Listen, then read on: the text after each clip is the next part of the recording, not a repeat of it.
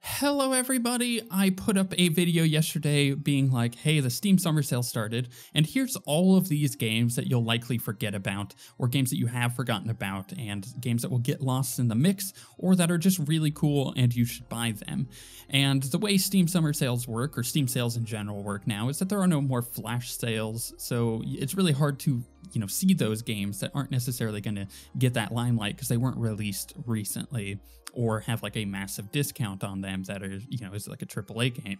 And in that video, I got a ton of comments being like, here's all the other stuff that we've picked up. And oh man, there's this game and it's really cheap. And it actually not only got me to buy certain games, but also made me remember about all these other games that I had completely forgotten about. So I figured now is the time to do a follow-up video.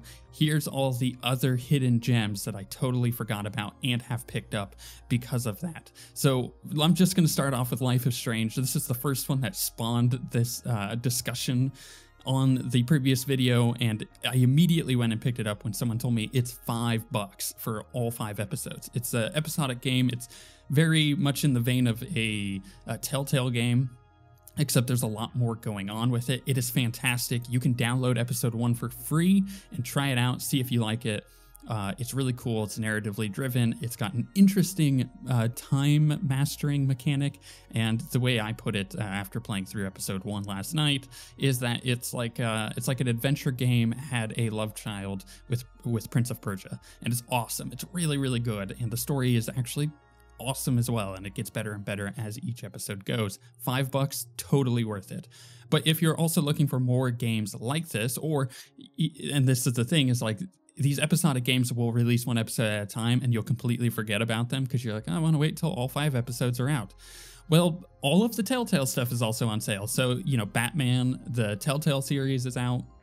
And there's some other really good bits of games in there, like obviously all the Walking Dead stuff, the Borderlands, Game of Thrones. So you can actually buy all of the Telltale games, but I would say pick and choose, especially because the Telltale stuff has done the same thing that Life is Strange is, which the first episodes are often free, so you can go and try them out, see if you like the theming on them, if you like the way they play, because all Telltale games are essentially the same gameplay-wise, but they just have really good stories, so check those out. Of the ones that are on sale, I would suggest Batman, The Walking Dead, if you want to be super depressed. I mean, that's what The Walking Dead does, right? And then the Borderlands one is really good. Game of Thrones is okay, and I think I could suggest The Wolf Among Us. It's kind of an older one, and it's kind of niche. So of those, I think Batman and The Walking Dead are some of the best ones, but Borderlands is great. But maybe you want more of that kind of same idea, storytelling stuff that has choices that matter, but is more unique and maybe a little bit more indie. In that case, I would suggest Oxenfree. It's great. $5 as well. It's really cool. It's got a really nice art style to it, and it has that same idea. You're making choices that matter, and it's just a lot of fun. I think you'll get really absorbed into this game. Totally worth it for $5. And if you want to get lost in a game and put a lot of hours into it and not spend a lot of money, get Shadowrun. Shadowrun Returns is $1.50. It's 90% off, and it's a tactical game. So when you go into combat, it's like turn-based. It's kind of like XCOM, if you've ever played XCOM. So basically, you take your turns and you're shooting things. But it is an RPG at heart, based in the Shadowrun universe, which is a tabletop RPG. It's amazing. It's really cool. The story in all 3 games is awesome. So they have Shadowrun Returns, Dragonfall, and then Hong Kong. I like Hong Kong the most. Most people say that Dragonfall is the best one, but you could pick up Shadowrun for $1.50, which is less than most sodas nowadays. Go try it out, see if you're like, okay, I'm into this, because the games get better and better as they go. I would suggest playing through them chronologically, so Shadowrun Returns, then Dragonfall, then Hong Kong, not because they share any story there, but just because they do get better as they go mechanically. And they have a bundle. You can buy all of the games for $10, which is a steal, and it comes with the deluxe editions, or the director's cut, I think is a better way to put it, which has additional content and just upgrades the game on top of that. So totally worth that bundle. Not to mention the fact that you're actually getting a lot of gameplay out of $10. You know, each of these games are long RPGs, so totally worth it. But moving on to more of an indie title, you have Crypt of the Necrodancer. It's a rhythm game, it's music-based, it's awesome. I can't really describe anything other than you should get it, and everybody loves it, and so do I. So, awesome game, especially for the really, really cheap price. Then there's Dungeon of the Endless. Speaking of like kind of dungeon crawlers, Dungeon of the Endless is amazing. It is a roguelite game where if you make it through and then you die, but you get progress on different stuff. You can unlock new characters, for example, or new ships, and all of that does make a difference. Dungeon of the Endless is a very unique game in the fact that it's got tower defense elements, but it is a dungeon crawler, and like each room is like a turn. It's hard to put into words what this game is other than amazing. And if you're into these kind of games, they have a whole world, a whole universe that is connected of the Endless game. So Amplitude makes Dungeon of the Endless, but they also make Endless Space and Endless Legend.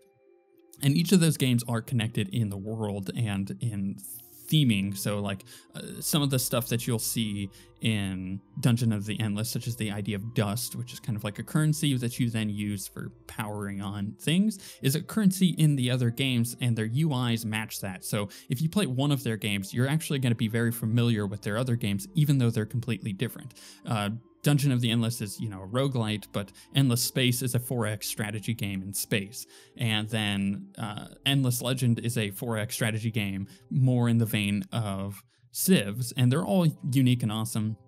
You can pick up the games individually, but there is a really good price on a bundle. So for like $25, you can gain all of their games with all of the DLC. A lot of that is Endless Legend DLC, which is very, very, very, very good. And Endless Space is in there. Unfortunately, Endless Space 2 is not, because it just came out and that game's not on sale. But I would suggest that the Endless Collection Pack, I think is what it's called, or the Grandmaster Collection, is amazing. I own all of their games. I would highly recommend them. And then if you want something completely different, Spelunky is on sale. If you don't know what Spelunky is, it's kind of got that Dungeon of the Endless vibe where it has roguelite elements, and it's just a lot of fun. Don't look up guides for it at first. Just play the game and learn as you go. You're going to die, but every death kind of helps unlock new stuff and helps you learn, and I think that's a big part of it. I really like Spelunky, especially for $2. Really, really good. If you want more of a RPG that you can play with friends, especially a really deep RPG, Divinity Original Sin Enhanced Edition is on sale. You can play this co-op all the way through the game, and your decisions that you make as one character, because you have two characters that you make at the beginning of the game. So if you're playing multiplayer, the other person takes the place of that other character. And as you go through the game, there'll be choices and different conversation bits that the other person will be making the choices on instead of you, and it has like this cool conflict mode of like maybe they don't want to save this person but you do, and how that all plays out. It's just really, really cool. Plus this game is actually really good. There's a lot of depth to the combat, and it is a massive RPG. I would suggest picking this up now because Divinity Original Sin 2 is going to be coming out, and you're probably going to want to play that also with friends, because that one goes up to 4-player co-op, and I can't freaking wait for that. If you want more of that kind of combat, the tactical combat, but in a completely different world, Invisible Ink is another game that I had completely forgot about and was like, I'm picking that up. I've wanted to play that for a while. So I bought the contingency plan bundle, which comes with that little DLC expansion.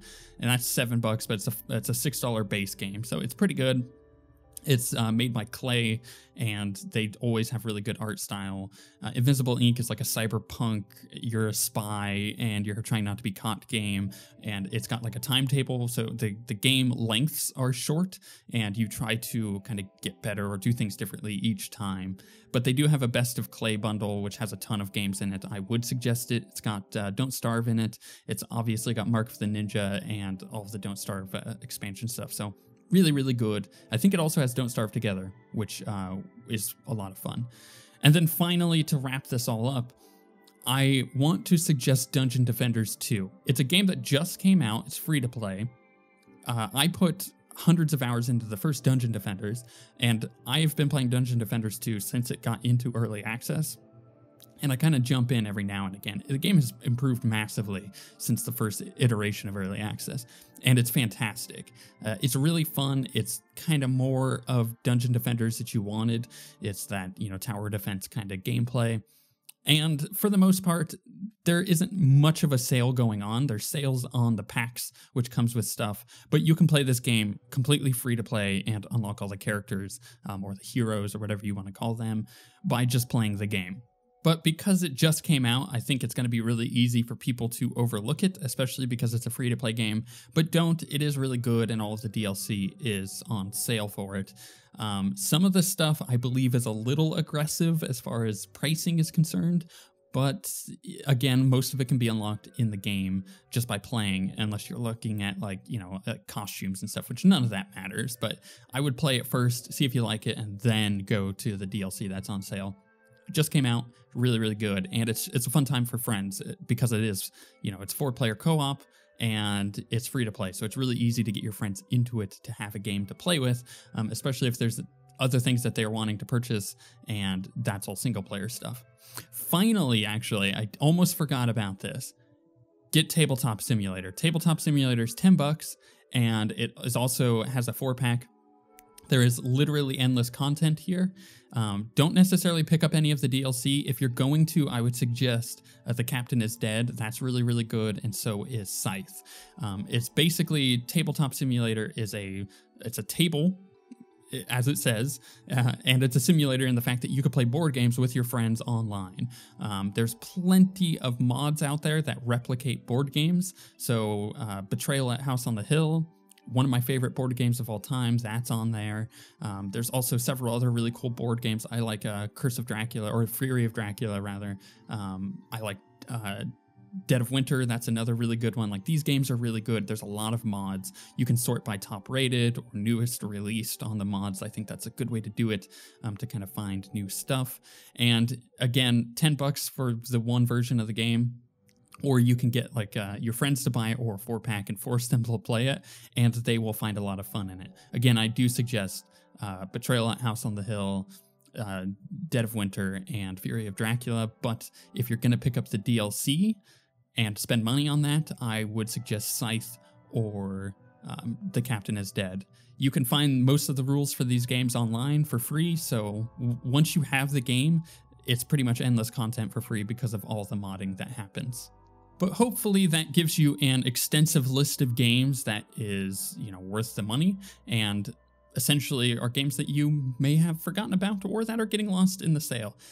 And I want to thank everybody from the previous video who commented, because again, that spurred on this video, because there's so much more stuff that I had completely forgotten about, and stuff that I picked up myself and I'm really, really enjoying now. And I'm happy that I picked it up, because it's like, oh my gosh, I totally forgot about that game that came out 2 years ago and I really wanted to play it, and now I finally can. And I'm enjoying it, you know, as I move through things like Life is Strange or Invisible Ink.